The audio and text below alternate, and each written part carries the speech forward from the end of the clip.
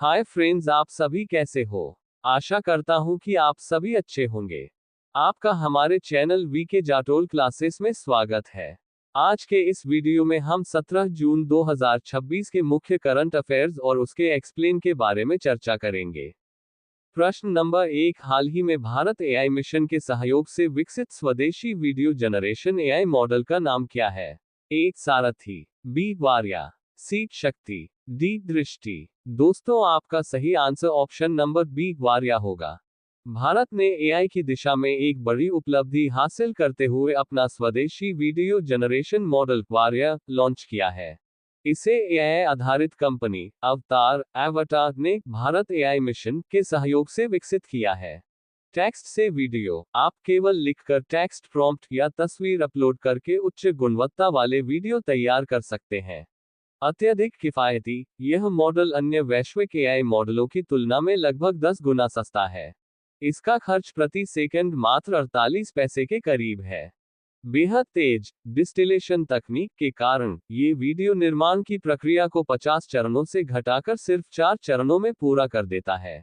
भारतीय परिवेश, इसे विशेष रूप से भारत की विविध संस्कृतियों, त्योहारों, खान पान और दैनिक जीवन को ध्यान में रखकर तैयार किया गया है।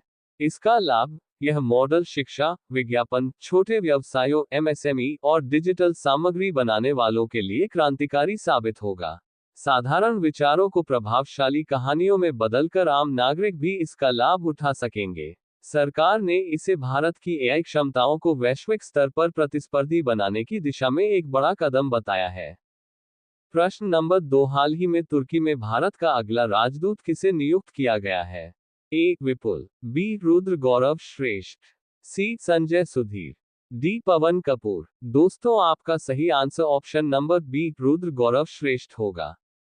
भारत सरकार ने 11 जून 2026 को वरिष्ठ राजनयिक रुद्र गौरव श्रेष्ठ को तुर्की टर्की में भारत का अगला राजदूत नियुक्त किया है। अनुभव, रुद्र गौरव श्रेष्ठ 1999 बैच के भारतीय विदेश सेवा आईएफएस के अधिकारी हैं। पिछली जिम्मेदारी, तुर्की जाने से पहले वे ईरान में भारत के राजदूत के रूप में कार्यरत थे। महत्व, तुर्की यूरोप और एशिया के बीच स्थित एक महत्वपूर्ण देश है और श्रेष्ठ की यह नियुक्ति दोनों देशों के बीच कूटनीतिक संबंधों को और मजबूत करने की दिशा में एक महत्वपूर्ण कदम है। ये नियुक्ति भारत के विदेश मंत्रालय द्वारा की गई है, जो विदेश में भारत के हितों और संबंधों का प्रबंधन करता है। प्रश्न नंबर 3, हाल ही में यूपीआई एनपीआई कॉरिडोर किन दो देशों के बीच धन हस्तांतरण के लिए लॉन्च किया गया है? ए भारत और नेपाल, बी भारत और श्रीलंका, सी भारत और भूटान, डी भारत और बांग्लादेश। दोस्तों, आपका सही answer option number A Bharat और नेपाल होगा। भारत और नेपाल ने 6 जून 2026 को एक बड़ा कदम उठाते हुए दोनों देशों के बीच क्रॉस बॉर्डर सीमा पार रेमिटेंस के लिए यूपीआई एनपीआई कॉरिडोर लॉन्च किया है। क्या है ये? भारत के यूपीआई यूनिफाइड पेमेंट्स इंटरफेस को नेपाल के एनपीआई नेशनल पेमेंट्स इंटरफेस के साथ जोड़ दिया गया है। फायदा, अब भारत और नेपाल के नागरिक अपने मोबाइल ऐप के जरिए आसानी से एक दूसरे को पैसे भेज सकेंगे। कैसे काम करेगा? भारतीय उपयोगकर्ता मोबाइल नंबर या यूपीआई आईडी का उपयोग करके नेपाल में पैसे भेज सकते हैं, और नेपाल में रहने वाले भारतीय भी आसानी से भारत पैसे भेज सकेंगे। साझेदारी, इसे एनपीसीआई इंटरनेशनल एनआईपीएल और नेपाल क्लियरिंग हाउस लिमिटेड एनसीएचएल के बीच साझेदारी से लागू किया गया है। खासियत, सिंगापुर के बाद नेपाल दूसरा ऐसा देश है जिसने यूपीआई के साथ पीयर टू पीयर कनेक्टिविटी हासिल की है। नेपाल के प्रमुख बैंक जैसे एवरेस्ट बैंक और नेपाल एसबीआई बैंक पहले से ही इस सेवा से जुड़े हैं। प्रश्न नंबर 4, हाल ही में तेल और गैस अन्वेषण के लिए किन दो राज्यों ने समझौता ज्ञापन एमओयू पर हस्ताक्षर किए हैं? ए असम और मेघालय, बी असम और नागालैंड, सी नागालैंड और मणिपुर, डी असम और अरुणाचल प्रदेश। दोस्तों, आपका सही answer option number B Assam और नागालैंड होगा। 11 जून 2026 को असम और नागालैंड ने एक ऐतिहासिक त्रिपक्षीय समझौता एमओयू पर हस्ताक्षर किए हैं। ये समझौता दोनों राज्यों की सीमा पर स्थित क्षेत्रों में कच्चे तेल और प्राकृतिक गैस की संयुक्त खोज और उत्पादन के लिए किया गया है।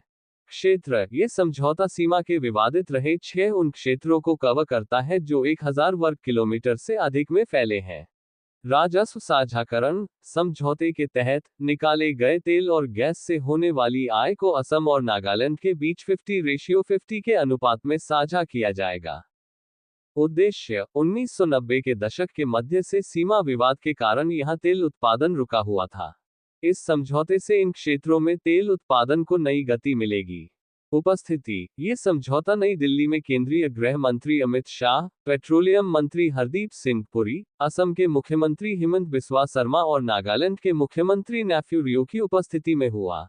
संभावना। अमित शाह के अनुसार इससे तेल उत्पादन क्षमता में 10 गुना से अधिक की बढ़ोतरी हो सकती है और केवल एक क्षेत्र से ही 15,000 करोड़ रुपए से अधिक का राजस्व मिलने की संभावना है।